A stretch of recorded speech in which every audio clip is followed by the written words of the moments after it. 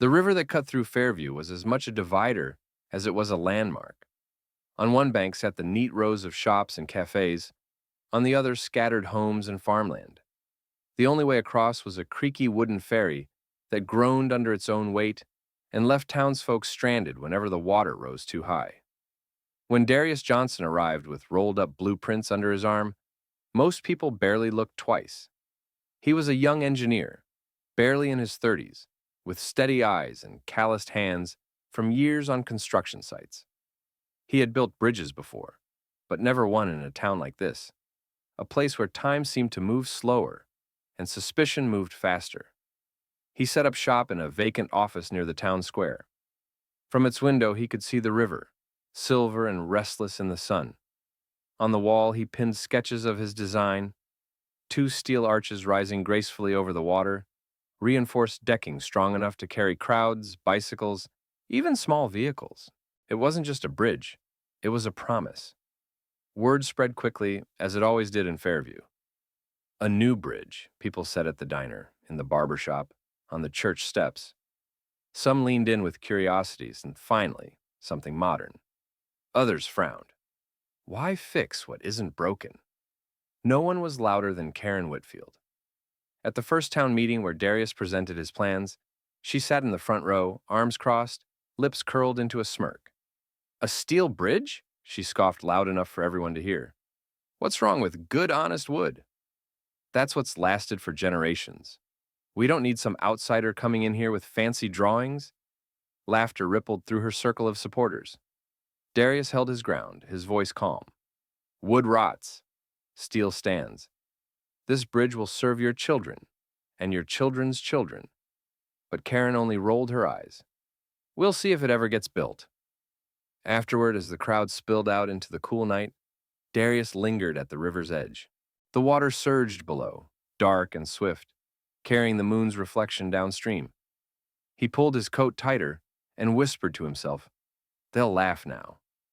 But one day, they'll need this bridge. He touched the notebook in his pocket, the same one he had carried through college, filled with equations, sketches, and the words his mother had once told him. Build something they can't tear down. The plan was in motion. The steel was ordered.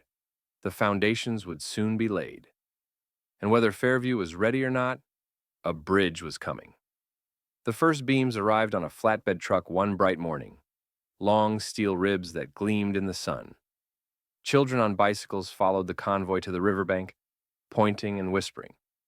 Darius directed the workers with calm precision, his voice carrying over the clatter of machinery. To him, it was the sound of progress. To others, it was the sound of trouble. By noon, a crowd had gathered on the bank, not to help, not to cheer, but to watch. At the front, as always, stood Karen Whitfield. She had a way of turning observation into spectacle, her sharp laugh cutting through the air like a blade. Look at this, she announced to anyone who would listen, gesturing at the steel beams. Cold metal dropped right in the middle of our town. Does this look safe to you? Does this look like Fairview? A few nodded, murmuring their agreement. Never seen steel around here, one man said. Wood's always worked fine. Karen smirked, seizing the moment. Exactly. My grandfather crossed this river on the ferry, my father too, and never once did they need some outsider's contraption. And what happens when this thing rusts, when it collapses? Will he take responsibility? Her finger jabbed toward Darius, who kept his head down, marking lines in the dirt for the foundation posts. The crowd's laughter rose and fell like waves. Some even clapped, not for the work, but for the mockery. Later that day at the general store, the whispers multiplied. He's wasting money. He doesn't know what he's doing. You trust a bridge like that? I don't. Darius heard fragments as he bought supplies, felt the eyes on his back as he left. But he didn't stop. Each night he returned to the river, notebook in hand, rechecking his calculations by lantern light. Every measurement, every stress point, every bolt was accounted for. The steel wasn't weakness. It was strength. One evening, as he tightened his boots before another long night of work, a boy from across the street called out, Mister, are you really going to finish it? Darius looked up from the riverbank, his eyes steady. Yes, he said simply. And when it's done, you'll walk across it yourself. The boy grinned, but his parents pulled him away, muttering under their breath. Karen's laughter echoed from a porch nearby, sharp and sure of itself, but under the stars, with the river roaring against its banks, Darius pressed his palm against the cool steel and whispered, "Let them laugh. The bridge will answer for me." The rains came hard that spring, turning the Fairview River into a raging, swollen beast. Water clawed at the banks, swallowing the worksite where Darius and his crew had begun laying the foundation. The wooden forms for the concrete footings washed away overnight, leaving behind nothing but mud and broken boards. When the workers arrived the next morning, they shook their heads. One spat into the river. "I told you steel doesn't belong here," he muttered. "This place'll eat it alive." By noon, 2 men had quit, mumbling that they wouldn't risk their necks for a doomed project. Karen was waiting for that moment. She appeared on the far bank with an umbrella, her heels sinking slightly into the wet grass. A small crowd trailed behind her, as if drawn by her certainty. She raised her voice over the roar of the water. "Look at this mess," she cried, pointing at the half-submerged beams and scattered debris. "What did I say? Wasted money, wasted time. Our fathers were right to stick with the ferry. This bridge is a joke." Laughter rippled through her supporters. A few clapped mockingly, and one shouted, "Pack it up, engineer! You're finished!" Darius stood ankle-deep in mud, rain dripping from his hood, jaw clenched so tightly it ached. He said nothing, only waved for the remaining crew to salvage what they could. When the crowd dispersed, Karen's laugh lingered in the mist like a taunt. That night, the worksite was silent except for the hiss of rain on steel. Darius sat beneath a tarp with his lantern and notebook, flipping through pages of calculations. Every number checked out, every stress load, every tension point. The design was sound, but the doubts crept in anyway. Whispers as insistent as the storm. What if they're right? What if it doesn't hold? What if you've dragged this whole town into failure? He closed his eyes, forcing himself to remember why he had come here. He saw the ferry rocking on the water, saw children clutching their parents' hands in fear, saw the stories of drownings whispered from bank to bank. He thought of his mother's words, "Build something they can't tear down." The rain battered the tarp, but he tightened his grip on the pencil and began sketching adjustments. Deeper pilings, reinforced anchoring, drainage channels to fight the floods. If the river wanted to test him, he would answer. By dawn, his eyes were red, but his resolve was set. The storm had left the bridge wounded but not broken. Neither was he. The storm had left scars on the riverbank, but it also left something else: conversations. At the diner, a mother spoke of the night she almost lost her little girl when the ferry rope snapped. "If that new bridge keeps one family safe, then it's worth every penny," she said, her voice trembling. Heads around the counter nodded slowly. At the hardware store, the shopkeeper shook his head at Karen's mockery. "Folks walk past my place every day. Imagine what a steady bridge will mean for business. More people, more trade." That sounds like progress to me, word spread. Quiet at first, then louder. Not everyone was laughing anymore. One afternoon, as Darius returned to the site, he found a woman setting down a basket on a makeshift table. Inside were sandwiches wrapped in wax paper and a note. "For the crew. Thank you for building what we need." Soon, more offerings appeared. Jugs of sweet tea, gloves for the workers, even a set of heavy-duty boots left by the path with no name attached. Each gift felt like a whisper of solidarity, quiet but steady.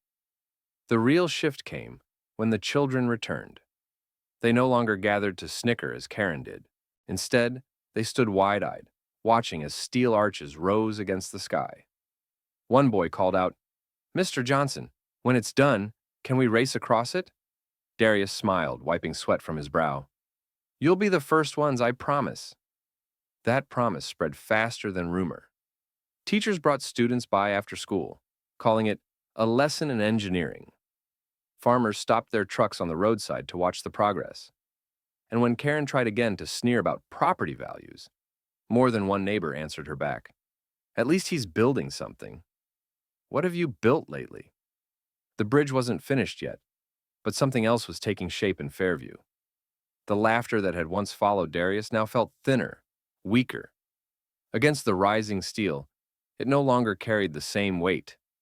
One evening, as the sun dipped low, painting the arches in orange light, Darius stood on the bank and looked out at the skeleton of his creation. Behind him, he heard voices, not mocking this time, but cheering. The town was beginning to see what he saw. Not just a bridge of steel, but a bridge of need. And for the first time, he didn't feel like he was building it alone. By late summer, the bridge stood almost complete. Its steel arches gleamed in the sunlight, bold against the blue sky, the decking sturdy and sure beneath the workers' boots.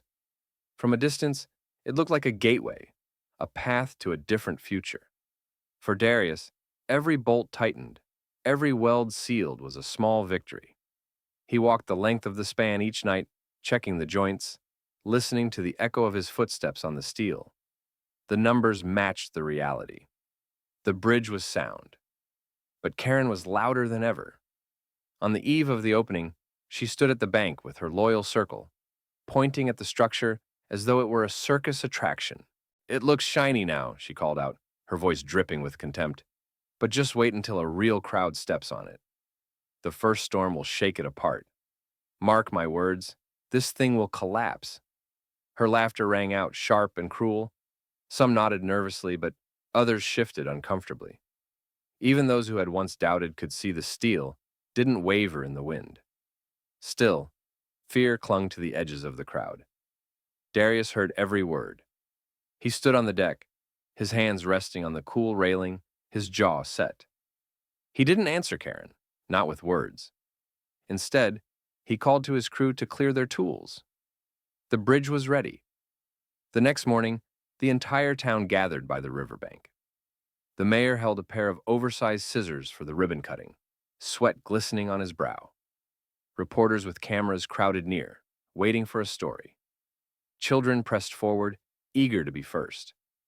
Even Karen was there, arms folded, lips curved into a smirk. Darius stood tall at the center of it all. He wore a clean shirt, but the dust of labor still seemed etched into his skin. His heart pounded like a drum, but his eyes were steady. The mayor raised his voice. "Today we open a new chapter for Fairview, a bridge that connects us all." He cut the ribbon and the crowd erupted in cheers. Then came the moment of truth. The first step onto the steel deck was hesitant. An elderly man with a cane, supported by his daughter. The bridge held firm. Then, two children dashed across, their laughter spilling into the morning air. Their sneakers thudded against the steel, solid as stone. One by one, people followed, testing, trusting. The structure didn't shake. It didn't bow. It welcomed every step. Karen scoffed loudly, though her voice cracked at the edges. "It's just for show. Wait until there's weight." But the weight was already there. Dozens now stood mid-span, gazing at the river from a height they had never known. Couples held hands, parents lifted their children so they could see farther. Darius watched them, his chest swelling. He had poured months of sweat and sleepless nights into this moment, and the bridge was answering for him. The test had begun, and the bridge was passing. The crowd surged like a tide. Once the first few dared to step out, the hesitation vanished, replaced by curiosity, excitement, even joy. Children darted across the deck as if it were a playground. Teenagers leaned over the railing, pointing at the swirling river below. Parents strolled hand in hand, marveling at the view. The bridge held, firm, steady, strong. Each footstep was a quiet act of trust. Each laugh was a defiance of Karen's scorn. On the bank, Karen's smirk faltered. She called out, "Careful! Too many people at once, and you'll make it buckle." But her warning fell flat. The bridge didn't so much as groan. The steel arches gleamed in the sun, unbending, almost triumphant. Even the mayor, cautious at first, walked its length, stopping halfway to wave at the crowd below. "Solid as a rock," he shouted. his voice carrying across the river. Applause rose, echoing off the water. Darius stood at one end of the span, his hands clasped behind his back, heart pounding. He watched every face: skeptical neighbors, supportive families, strangers who had come just to see. They walked with a kind of wonder, as if realizing that something new had been born in their town. All except Karen. She lingered on the bank, arms crossed, heels digging into the dirt. The crowd noticed. Whispers rippled through the people who had once laughed with her. Children pointed. "Why won't she cross?" A man called out, "Come on, Karen!" "If it's so weak, prove it." Laughter followed, but this time it wasn't aimed at Darius. It was aimed at her. Her cheeks flushed. For a moment, it looked as if she might turn and storm away. But pride chained her in place. Slowly, stiffly, she stepped forward. The bridge did not tremble beneath her heels. She walked quickly, eyes fixed on the far bank, refusing to look left or right. Around her, townsfolk grinned. Some even clapped. By the time she reached the other side, her face was tight, her jaw clenched. But she had crossed, and that mattered more than she realized. Because when Karen crossed, the bridge ceased to be his bridge, or their bridge. It became the town's bridge, a path that no one could deny, no matter how much they had laughed before. Darius exhaled slowly, the weight of months lifting off his shoulders. The bridge stood. The people had crossed, and the river that once divided Fairview now bound it together. In the weeks that followed, the bridge was no longer just steel and bolts. It became a heartbeat. Each morning, farmers crossed it with wagons full of produce, waving at schoolchildren hurrying the other way. At dusk, couples lingered at its center, watching the sunset melt into the river's surface. On weekends, teenagers skated across it, their laughter ringing out like bells. The ferry sat abandoned on the bank, rotting planks sagging, a relic of a time when the river divided Fairview. Now life flowed easily from one side to the other. The bridge had stitched the town together. Darius kept his distance at first, content to watch quietly from the riverbank as families crossed. He didn't crave applause, but it came anyway. Parents stopped to shake his hand. Teachers asked him to speak in classrooms. Children tugged at his sleeves, begging to know how he'd built something so strong. One afternoon, the mayor announced that the town festival would be held on the bridge itself. Food stalls lined the deck, music drifted across the arches, and lanterns swayed from the railings like stars brought down to earth. At the center, beneath the glowing lights, the mayor raised his glass. "To the man who gave Fairview more than a bridge," he said. "To the man who gave us a way forward." The crowd erupted in cheers, chanting Darius's name. Even Karen, standing stiffly near the edge, couldn't deny the joy that had overtaken the town. She clapped once, reluctantly, then again, until her hands joined the rhythm of everyone else's. Darius felt his throat tighten. He glanced at the steel beneath his feet, at the river rushing below, at the people who once doubted him now laughing together above the water. His mother's words returned to him like a whisper carried by the wind. "Build something they can't tear down." And he had. The bridge would stand long after the laughter, the doubt, even after him. It was more than an answer to Karen's scorn. It was a landmark, a lifeline, a testament. Fairview was no longer two halves separated by a river. It was one town, united.